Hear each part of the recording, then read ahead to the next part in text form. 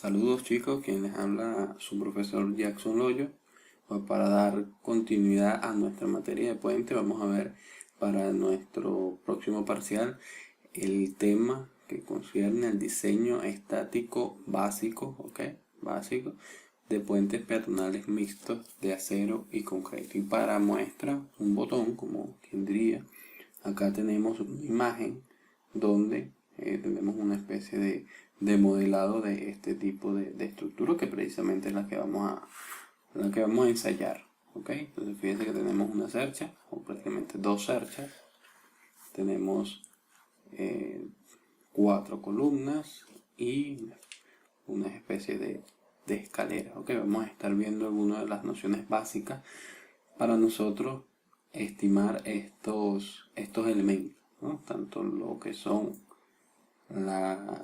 los elementos internos de las cerchas, como los travesaños, los capiteles, las columnas, las zancas de las escaleras. Vamos a evaluar también para lo que son las huellas, o los escalones.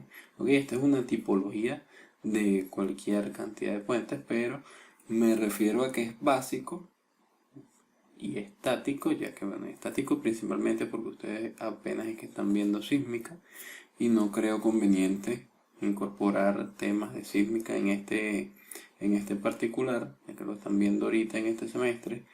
Y es básico porque es más una forma analítica de la cuestión, no es un análisis matricial como es el deber ser para estos elementos, para estas estructuras, pero sí es algo bastante ilustrativo acerca de cómo trabajan cada uno de estos elementos, y cuáles vendrían siendo los ítems que debemos estar pendientes para cada uno de ellos.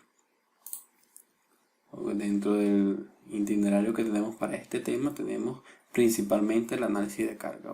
Todo diseño estructural parte de un análisis de carga, principalmente de una forma, ¿no? En función de esa forma vamos a nosotros a analizar cuáles son las cargas más considerables. Desde luego, vuelvo y les repito, considerando cargas estáticas, tanto cargas variables como cargas permanentes, que vendrían siendo las que son gravitacionales, ya que van en sentido de la gravedad, van en sentido y dirección de la gravedad.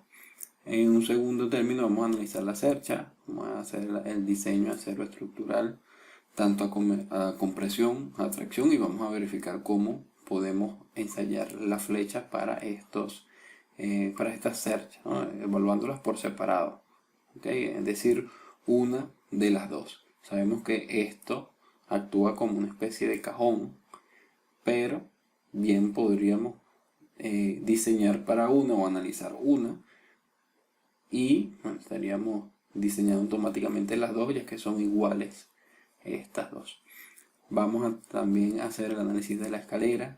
Vamos a ver algunas nociones básicas para el trabajo con escaleras y para el trabajo con lo que serían las zancas y los escalones. Esto desde luego para puentes peatonales. Esto vendría siendo un caso un poco distinto, ¿no? Mejor dicho, a lo que sería el trabajo para escaleras de edificaciones, pero ahí tiene sus vinculaciones, también sus puntos en común. Vamos a estudiar los capiteles. Los capiteles son estos elementos que vemos acá en la parte superior de las columnas, que vienen a ser las veces de descanso o de llegada de escaleras. Eso vendría siendo los capiteles. Vamos a hacer el diseño en concreto armado y especialmente la verificación por corte, y en cuanto a la flexión vamos a analizar cuánto es la flexión que está llegando allí a esos capiteles, y vamos a diseñar el acero para esa flexión. Posteriormente vamos a analizar lo que son las columnas. Vamos a hacer la verificación por diagrama de distribución de fuerza, flexo-compresión biaxial, y voy a comentarles cómo podemos extraer cada uno de los momentos que giran alrededor de X y de Y en cuanto a la sección transversal de la columna. Para ello tenemos que situar, fíjense que acá a simple vista le digo que por el peso de las zancas, y el peso de la cercha. Esta atiende unas fuerzas hacia acá, unas fuerzas en esta colocadas más o menos de esta manera y otras colocadas más acá, ¿no? Debido a todas estas. Sin embargo, una de las esquinas del capitel no está siendo tan cargada como lo son estas otras tres. Entonces, para eso nosotros debemos hacer algunas consideraciones. Y luego, posteriormente, vamos a analizar lo que serían las zapatas, ¿ok? Para dar un diseño un poco más íntegro. Sin embargo, les comento que en la realidad que laboral, por decirlo de alguna forma, un calculista estructural seguiría estos pasos simplemente para tener algo o mejor dicho, una base con la cual entrar al programa, ya sea SAP 2000, robot estructural, TAPS, etcétera, para posteriormente analizarla con una herramienta de cálculo un poco más sofisticada, ¿no? Sin embargo, es cuestión de nosotros, cada uno de los proyectistas o calculistas, conocer los lineamientos normativos que rigen estos diseños. Ya vamos a ver un poco más acerca de esto. Y básicamente debemos conocer a grosso modo, o mejor dicho, o conocer de una u otra forma, cómo trabajan cada uno de estos elementos y cómo podemos analizarlo. ¿Ok? Entonces, para esto es que nosotros vamos a ver este tema. Muy bien, partiendo del análisis de las cargas, he comentado que tenemos cargas variables y cargas permanentes. Para las cargas variables tenemos que son 500 kilogramos por metro cuadrado para este tipo de estructura, ¿ok? Esto suponiendo la estructura totalmente llena, ¿ok?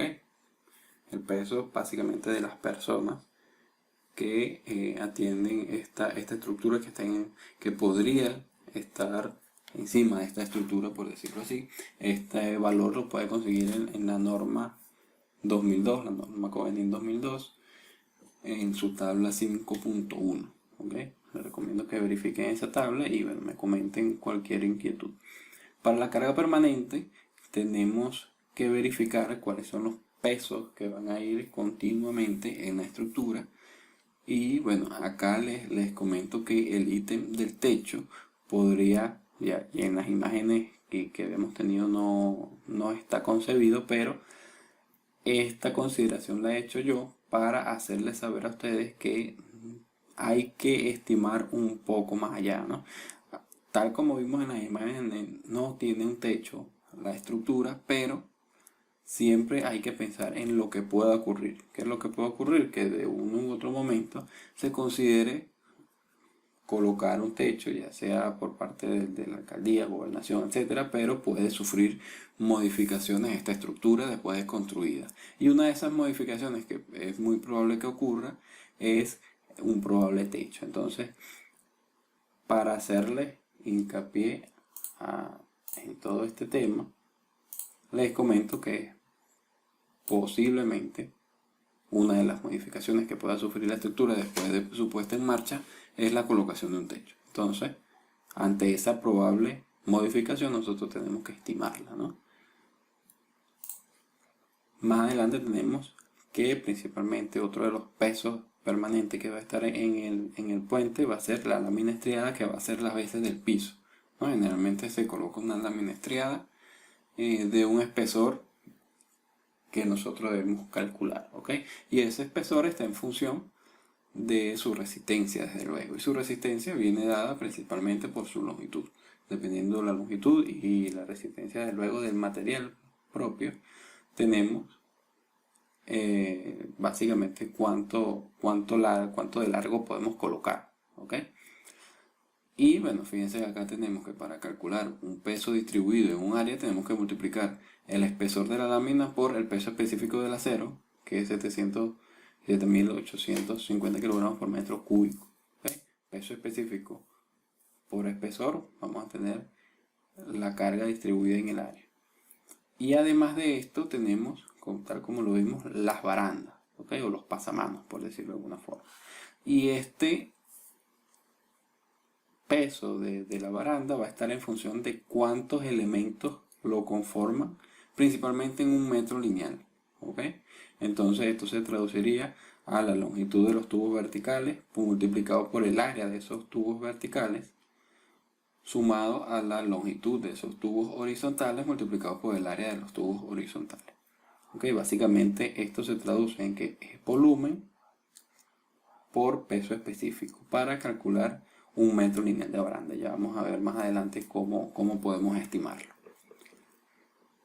Ahora bien, acá tenemos algunas incógnitas. La principal de ellas es el espesor de la lámina de piso. Para el espesor de la lámina de piso podemos utilizar esta ecuación de acá. ¿Ok? El espesor es igual a una ecuación que tenemos acá que viene en función de lo que vendría siendo el momento que ocurre allí, en la pasarela, en el piso de la pasarela, y está en función también del FY, de la lámina y de un metro. ¿Por qué un metro? Este básicamente vendría siendo el ancho del atado. ¿Ok? Las láminas se venden más que todo por atados, que son una serie de láminas, de tantas láminas, no recuerdo ahorita el nombre, pero estas generalmente tienen un ancho y tienen un largo, ¿no? Generalmente este ancho viene por 1.2 metros, 1.15, 1 metro, ¿ok? Y para nosotros colocarlos en el puente tendríamos que ir cortando a una distancia que vendría dada por el ancho de la pasarela. ¿Okay? Según ese ancho de la pasarela vamos a ir cortando esta lámina y debemos ir colocándola, ¿no? Que esta distancia de aquí a acá la tenemos que es 1 metro, ¿ok? Y este valor de acá vendría siendo, por acá creo que lo tengo, el ancho de la pasarela, que es 1.7 metros aproximadamente.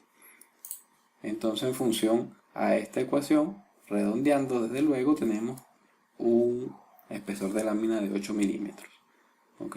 El momento que hemos usado acá, fíjense que el valor de ancho de pasarela, ya lo vamos a ver en la siguiente diapositiva, vamos a ver acá, lo tenemos que es de 1.739. ¿Ok? Ese es el ancho de la pasarela. Entonces recordemos que, bueno, si nos podemos ver acá este diagrama, cada metro va a estar empotrado en sus extremos y prácticamente va a dar un largo de 1.39. Básicamente esta distancia que tenemos de aquí a acá, tendríamos otra distancia de aquí a acá,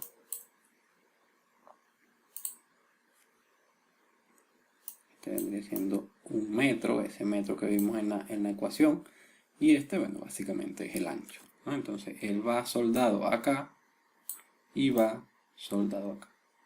Acá también, pero sería menos significativo, ¿no?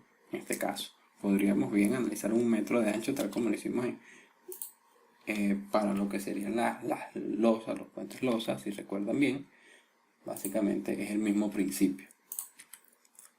Ok, entonces en función a eso vamos a tener una longitud al cuadrado, vamos a tener también una carga variable por 1 metro, desde luego estamos analizando 1 metro, y acá fíjense que no tengo 1.6 sino que tengo 1.7. ¿Okay? Recordemos que para estado límite último estaríamos hablando de una combinación de carga para caso de carga estáticos que se traduciría en lo siguiente. Vamos a colocar acá Q o cualquier solicitud en estado límite último. Estaríamos hablando de 1.2. Vamos a borrar acá.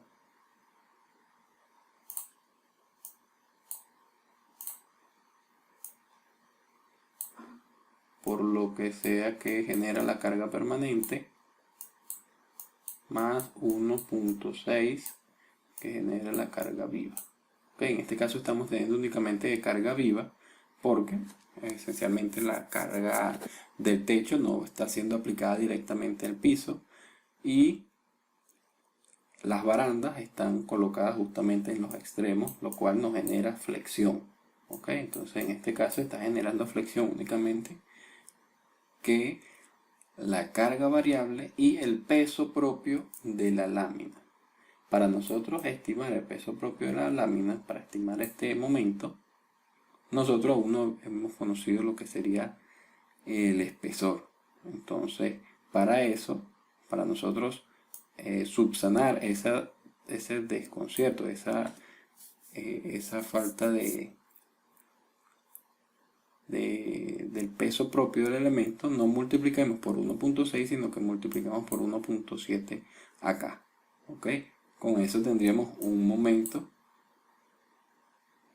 en el piso de la pasarela y este momento es el que vamos a colocar acá en esta ecuación. Y en función de eso vamos a tener un espesor determinado. Sin embargo, este espesor nos va a dar una resistencia. Una resistencia, un momento resistente que viene dado por esta ecuación. El espesor de la lámina de piso al cuadrado multiplicado por todo lo demás. Aquí fíjense que tenemos, si aplicamos esta fórmula, tenemos un momento resistente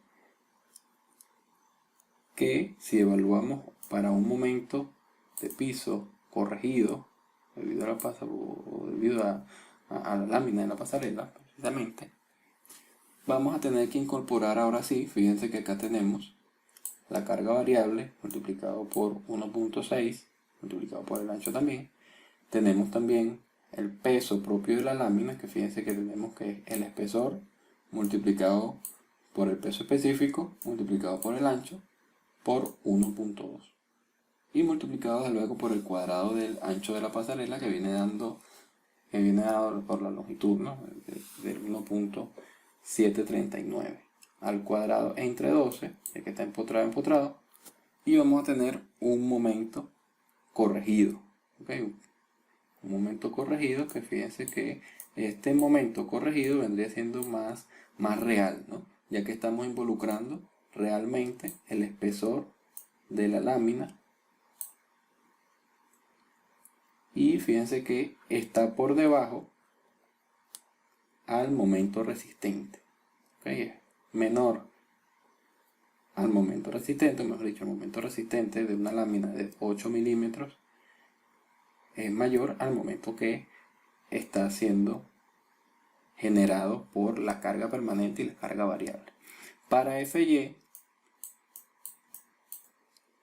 para los aceros A36 estaríamos hablando de 2530 kilogramos por centímetros cuadrados. Para este tipo de acero. Ojo con esto, porque vamos a usar varios tipos de acero en este ejercicio. Muy bien, teniendo ya lo que sería el peso o el espesor de la lámina de piso, vamos a continuar analizando lo que sería la baranda. Para la baranda debemos analizar un metro lineal. Fíjense que acá tenemos una especie de detalle de lo que sería la baranda. Y les comento, ¿no? Un dato de enunciado, bueno, del enunciado que no existe en este caso, es que el área de los tubos verticales es igual al área de los tubos horizontales. Son los mismos tubos para este caso y para este caso, tanto vertical como horizontal, y es igual a 2.39 centímetros cuadrados. A su vez, bueno, tenemos ya, como les había comentado, determinar la longitud de los tubos horizontales en un metro de baranda. Entonces, la longitud de los tubos horizontales vendría siendo la longitud de este señor de acá y la longitud de este señor de acá. Si estamos analizando un metro, obviamente serían 2 metros de largo. 2 metros de largo de tubo horizontal. En cuanto a los tubos verticales, tendríamos que contar cuántos tubos caben en un metro según esta disposición de baranda que tenemos. Y tenemos 10, 10 tubos y cada uno de ellos mide 0.967. Entonces la longitud de los tubos verticales en 1 metro vendría siendo 9.67 metros. ¿Ok? Debido a que tenemos la misma área, podemos sumar la longitud o simplemente podríamos aplicar esta fórmula, ¿ok? Y nos resultaría este volumen prácticamente, que vendría dado por este producto, la suma de estas dos longitudes multiplicado por el área. Y eso, si lo multiplicamos por el peso específico del acero, vamos a tener que 1 metro lineal de baranda pesa aproximadamente 22 kilogramos. ¿Ok? 22 kilogramos, lo que pues se podría traducir que por cada metro tenemos un peso de 22 kilogramos.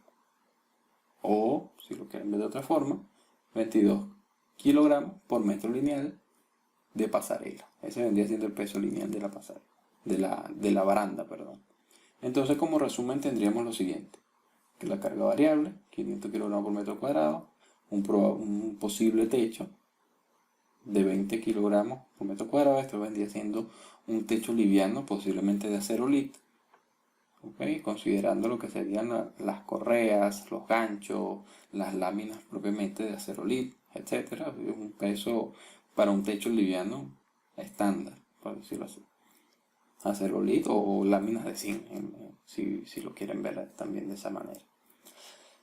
Para la lámina estriada tendríamos 62.8 kilogramos por metro cuadrado. Hagan esa distinción allí. Aquí es un 2. Y para la baranda tendríamos 22 kilogramos por metro lineal. Muy bien, ahora debemos realizar lo que sería el análisis de las cargas específicamente para la cercha. Ya les he comentado que podemos evaluar para una cercha, una de las dos, ¿ok? Y para ello podemos ensayar con cualquier tipo de cercha. En este caso tenemos esta disposición donde he colocado 8 espacios y he colocado diagonales, montantes, cordón superior y cordón inferior. Acá les comento que para el diseño de cerchas, lo principal es que si vamos a colocar, o mejor dicho, las diagonales que coloquemos estén aproximadamente a 45 grados respecto a la horizontal o respecto a la vertical también. ¿Okay? Entonces anoten eso por allí a la hora de que vayan a analizar una cercha o a la hora de que vayan a evaluar una cercha.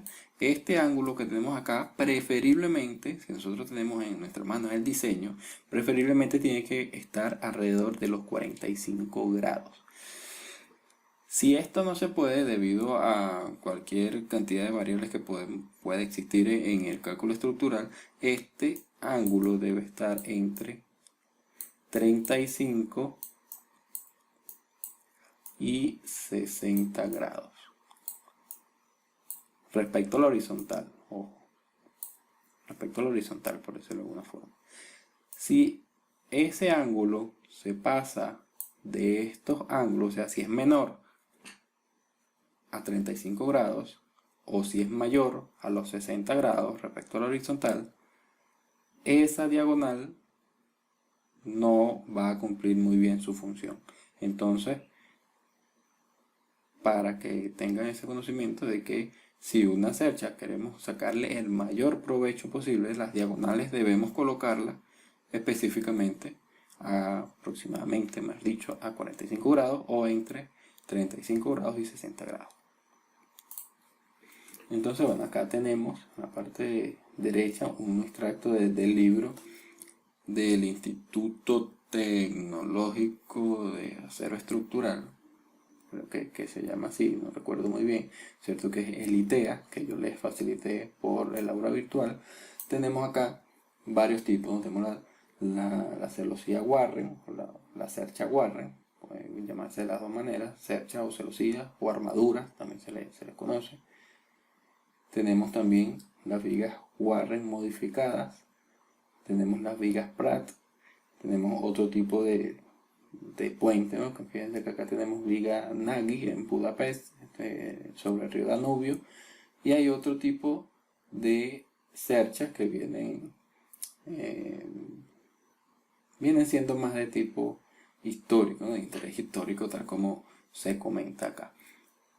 Pero en este caso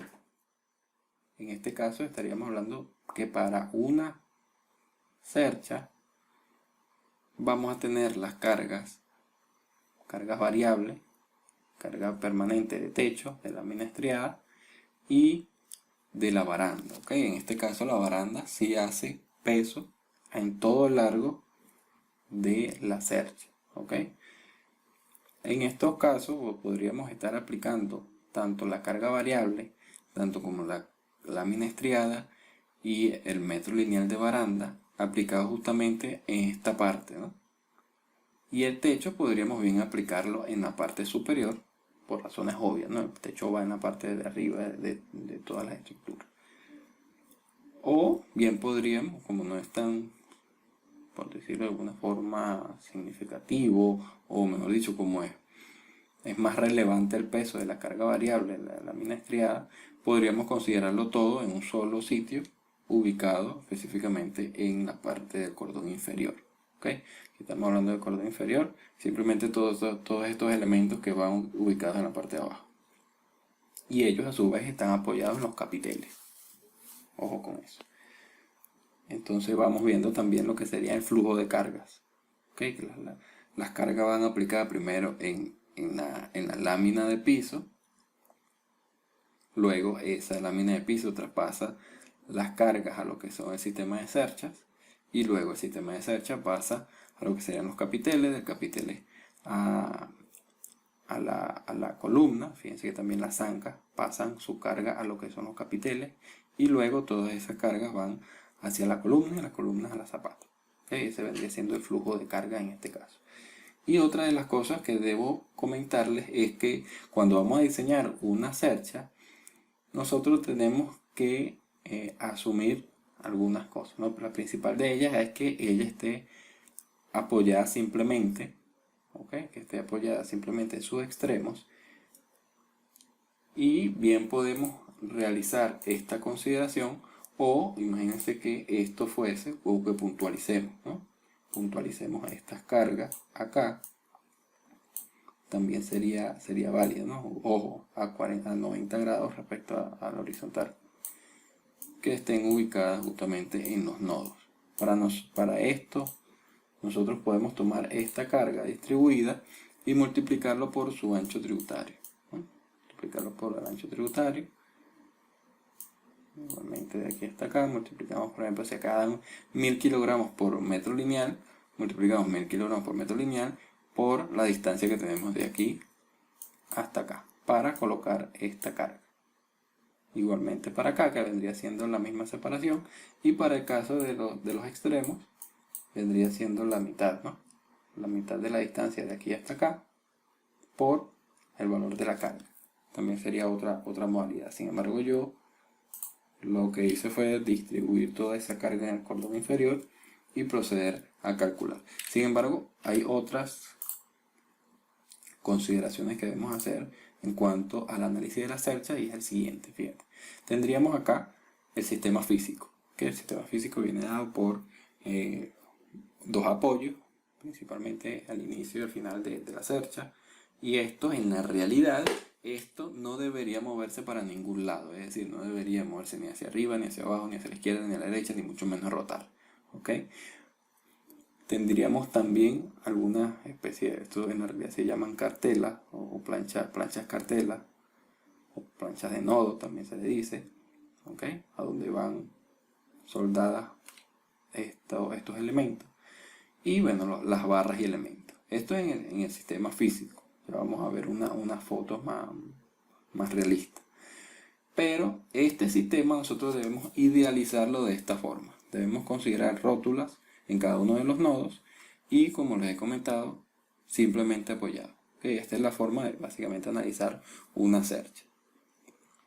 Acá podemos ver otro tipo de cercha o otro esquema, ¿no? Tenemos las vigas de celosía Pratt o las cerchas Pratt, Howe, Warren, entre otras consideraciones que vemos acá. Fíjense que podemos tener las trapezoidales, triangulares, rectangulares, hasta en formas circulares, ¿no? Fíjense que también podríamos colocar o no montantes dependiendo de cómo estén solicitado esta, ¿okay? Para eso es que nosotros debemos realizar el análisis estructural, ¿okay? Continuamos acá y fíjate cómo tenemos algunos puentes con cerchas que se han elaborado. Fíjate que acá tenemos dos que son peatonales y otros tres, en este caso serían estos tres que serían carreteros, y en este caso me parece que este de acá es para ferrocarril. Fíjate que acá tiene perfiles T, en este caso acá no se aprecia bien, pero acá en esta imagen podemos ver lo que serían las planchas de cartela, que serían estas de acá, ok, o con eso allí, donde llegan tanto los diagonales como los montantes y los cordones, ok. Y fíjense en la forma, ¿no? La forma que tiene, en este caso es aproximadamente circular, por decirlo de alguna forma. En estos casos tenemos una especie de cajón, ¿ok? Esto básicamente lo realizan en taller y dependiendo desde luego si la trabajabilidad que se tenga, vienen con una grúa y simplemente realizan el montaje de todo este señor, todo este colosal camastrón de estructura acá. ¿Okay? Básicamente ese sería el método constructivo. En cuestiones más complicadas, como en este caso, tendrían que tomar otras consideraciones, ¿no? Me imagino una cercha de 150 metros de largo, me imagino que tendrían que tener otras consideraciones. Sin embargo, bueno, serían los comentarios al respecto de estas imágenes.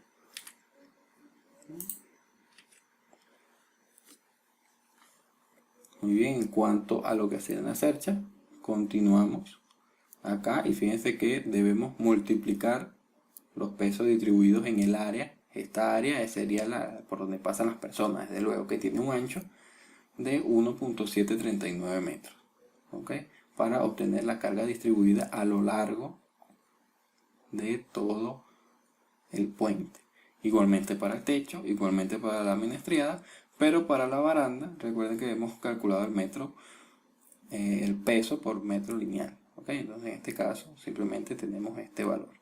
Entonces la carga total aplicada en toda la pasarela, ¿okay? La parte superior de la pasarela, lo que queda suspendido encima de la vialidad, vendría dado por esta ecuación. Fíjense que acá tenemos que considerar dos barandas, desde luego porque es una a cada lado.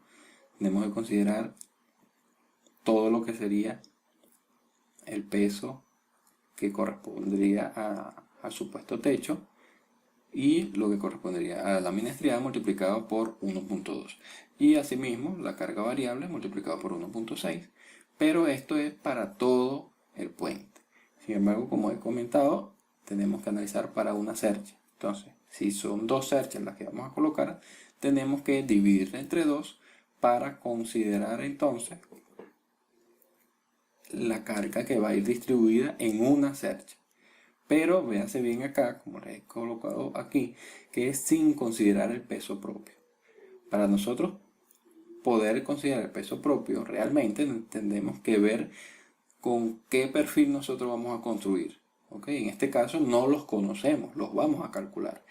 Para nosotros estimar un valor probable de peso propio, podemos hacerlo aumentando un 15% esta carga que hemos calculado. ¿Ok? La aumentamos un 15% y procedemos a aplicarla para subsanar esa incertidumbre que tenemos con el peso propio. ¿Ok? Lo mismo que prácticamente lo mismo o algo similar a lo que hicimos para lo que sería la lámina de piso. ¿Ok? Acá en la parte derecha tenemos otro de las tipologías de los puentes de cercha o puentes de celosía, y es que, bueno, muchas veces las cerchas están por debajo. Fíjate, acá tenemos los tipos de puentes que son de viga de celosía colgante, donde las vigas están por debajo de la subrasante. Tenemos también otro tipo de elementos, que es cuando configura una especie de tablero de sección en U. Fíjate, acá tenemos que esta cercha iría colocada a los costados y tendríamos el tablero de esta forma. Entonces vendría siendo una sección U conformada por vigas de celosía. Y en este caso de acá vendría siendo las vigas de celosía del tablero inferior. En este caso la diferencia es que puede ser el caso de que estén a los costados cerchas y entre ellas estén conectadas por otros elementos, en este caso.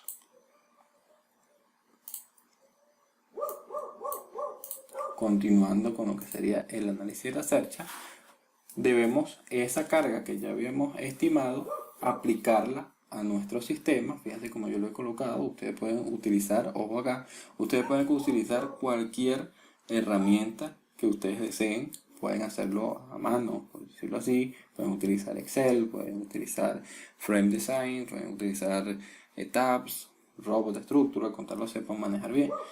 Y acá yo lo que hago es definir un tipo de sección acá que sea bastante pequeña, ¿ok? Como para que su resistencia interna no afecte a los cálculos.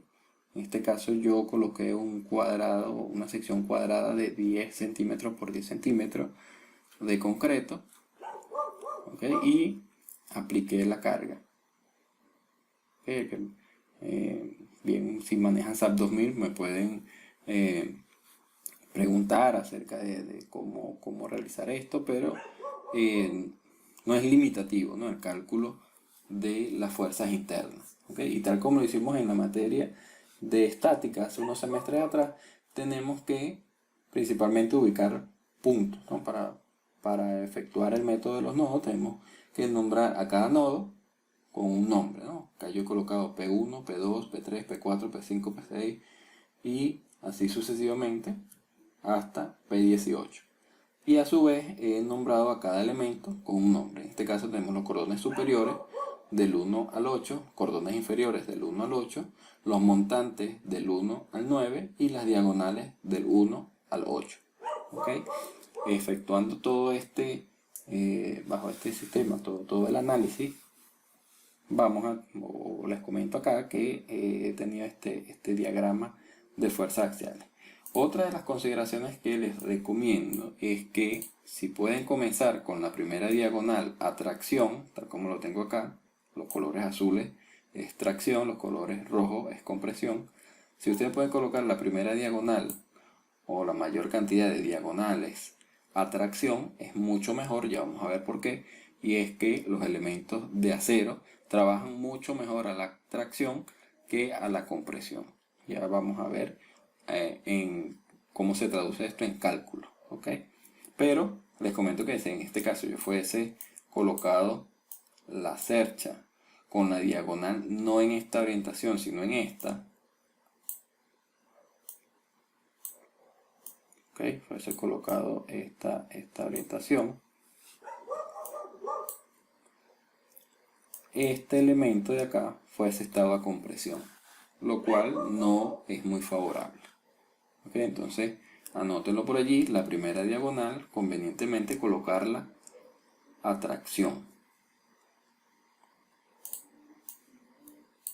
Muy bien, debido a todo este sistema, como ya les he comentado, tenemos unas fuerzas internas. ¿Okay? Tenemos acá que, por ejemplo, para los cordones inferiores, debido al caso de carga QU, que es este valor de carga que tenemos acá aplicado, vamos a tener unas fuerzas internas que se denominan P.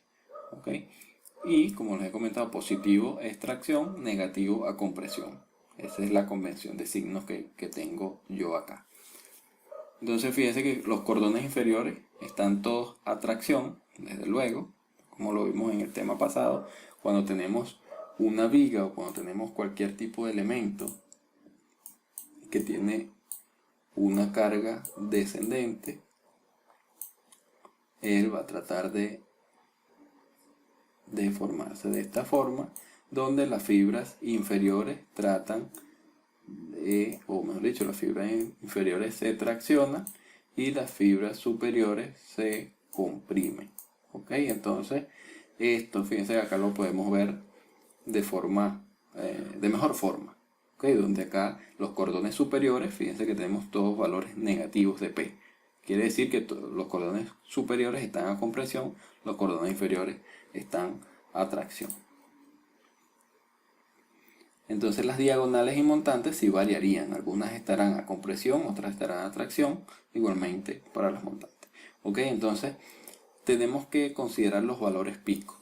Fíjense que para el cordón inferior considero el mayor valor de tracción, para el cordón superior el mayor valor de compresión y lo mismo para las diagonales y montantes. El máximo de tracción, el máximo de compresión, máximo de tracción, máximo de compresión. Para nosotros luego evaluar la resistencia de estos elementos.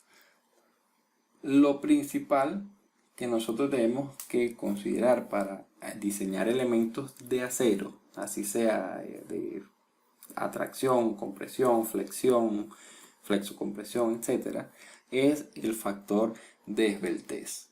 ¿Ok? El factor de esbeltez, como en la bibliografía se concibe como lambda, es el resultado de la relación que hay entre de la longitud del elemento entre el radio de giro. Según la ISC, esta relación tiene que estar por debajo de 300 para el diseño de tracción, y según la normativa AASHTO, esta relación de esbeltez, este factor de esbeltez, tiene que estar por debajo de 200. ¿Ok? En este caso nosotros nos vamos a apoyar en la normativa AASHTO. Si ustedes están diseñando una viga, por ejemplo, para un entrepiso, para una mezanina, tienen que regirse por este valor. ¿Ok? L entre R menor a 300 para elementos, para el diseño de atracción, mejor dicho. En este caso estamos hablando de un puente, por lo que debemos aplicar la normativa AASHTO. Entonces, si nosotros despejamos acá para el radio mínimo, radio de giro, perdón, tendríamos un radio mínimo dado por la longitud del elemento entre 200. ¿Ok? Entonces acá tenemos que cada uno de los elementos de diagonales, cordones tanto inferiores como superiores y montantes, cada uno de ellos tiene su longitud, cada grupo, ¿no? Los diagonales van a tener una longitud, los cordones inferiores otra longitud, los cordones superiores otra longitud y los montantes otra longitud. ¿Ok? Entonces, en base a estas longitudes vamos a tener radios mínimos para cada longitud. ¿Ok? Entonces, si nosotros dividimos toda esta longitud entre 200 y lo llevamos a centímetros, vamos a tener los radios mínimos. Fíjense que en este caso, desde luego, tenemos una mayor longitud, mayor radio de giro, y acá tenemos el 1.68 centímetros de radio de giro mínimo, bajo los cuales nosotros vamos a diseñar atracción. Entonces, si nosotros con este valor nos vamos hacia los catálogos de perfiles que son comerciales, este puede ser el catálogo de Maploca. Acá tengo algunos extractos de ese catálogo, y acá tenemos los perfiles Eco con Duven. Okay, tenemos los perfiles con Duven acá. En este caso aquí tenemos los rectangulares, acá tenemos los circulares y acá tenemos los cuadrados. Y acá tenemos los perfiles I, vienen siendo los perfiles IPN, los perfiles IPE, y en el catálogo pueden conseguir cualquier cantidad de elementos, ¿no? En este caso estamos hablando de dos tipologías a grandes rasgos, ¿no? En este caso estos elementos de acá son acero A36, acá estaríamos hablando de un ASTM 500,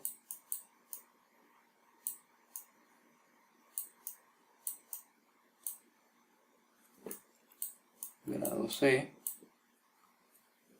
en estos tres casos, ¿no? En este caso aquí tenemos el FY de 2530 para estos dos perfiles, y acá FY tendría 3515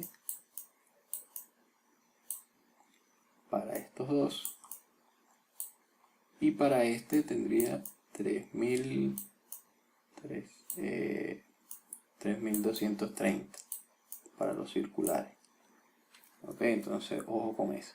Sin embargo, lo que nosotros debemos considerar acá son los radios de giro. Fíjense que el radio de giro es una propiedad estática de una sección transversal o de un dibujo en dos dimensiones cualquiera, y para estos elementos vienen dados acá en las propiedades estáticas. Tenemos, por ejemplo, para el caso de los conduens rectangulares, tenemos RY y RX, vendrían siendo los radios de giro.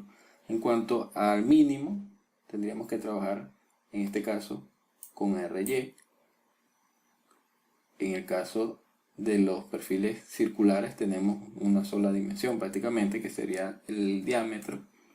¿Okay? Entonces tendríamos un solo radio de giro porque la sección es simétrica respecto a sus ejes. Los ejes que tenemos acá, un perfil circular, tenemos que los ejes vendrían siendo, tenemos acá X, tenemos acá Y, vendría siendo una sección simétrica, ¿no? Lo ideal.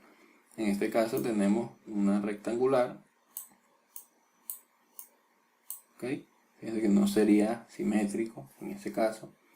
Y en el caso de los cuadrados, lo ideal es que sean simétricos, ¿ok?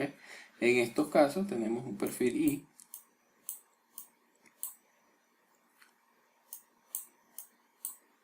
que tampoco es simétrico respecto a los dos ejes, ¿no? Entonces en estos casos, de este de acá y de este de acá, vamos a tener radios de giro tanto en X como en Y distintos.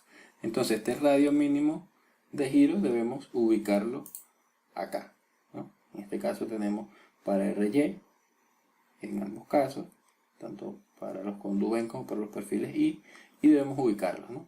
Sin embargo, acá tenemos, fíjense que tenemos un perfil 100 por 40 por 2.25, un perfil de diámetro de 3 pulgadas y de espesor 2.25, un perfil 60 por 60 por 2.25, fíjense que todos cumplen con el radio mínimo de giro, ¿no? 1.68, que vendría siendo el mayor de todos. Y para los perfiles Y estaríamos hablando de una viga IPN 180, una viga IPE 160, ¿ok? Estas vigas son las que se usan para lo que serían las losas de tablones, ¿ok? Para conformar ese tipo de losa. Pero lo que a nosotros nos interesa acá sería el radio mínimo de giro, como ya lo he comentado, pero para nosotros seleccionar un perfil que sea eficiente, nosotros tenemos que seleccionar, además de que cumpla con el radio mínimo de giro, que sea económico. ¿Cómo sabemos nosotros que un perfil es más económico que el otro? Sencillamente por el área.